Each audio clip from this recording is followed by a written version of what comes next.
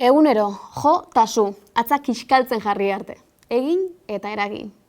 Zenbat aldiz hartzen duzu zure mugikorra eskutan, egunean zenbat aldiz eragiten diezu atzei. Ezin kontatu, ezta? Eta telefono hartzen duzun bakoitzean, ze hizkuntzatan aritzen zara. Erderaz? Telefono hartuta erderaz? Eta hori zergatik? Horrela dagoelako? Ez. Hemen zuk erabakiko duzu ze hizkuntzatan aritu nahi duzun. Pausu erraz batzuk jarraituz, zure telefonoa euskeratu ahal izango duzu. Lehenengo bereizketa, iPhone ala Android den jakitea.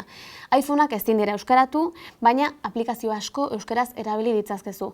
Eta adi, ze euskera erabiltzen duzun bakoitzean, sistemak ezagutuko du euskaraz ari zarela eta automatikoki euskera lehenetsiko du ahal duen guztietan. Androida duzun kasuan, kasuistika oso zabala da, baina azken 2 urteetan gehien saltzen ari diren modelo eta marka guztiak euskaratu daitezke. Kasu honetan, kontutan izan beharko dugu, ea hizkuntza bakarra hautatzeko aukera ematen dizun edo 2 hizkuntza edo gehiago aukeratu ditzazkezun.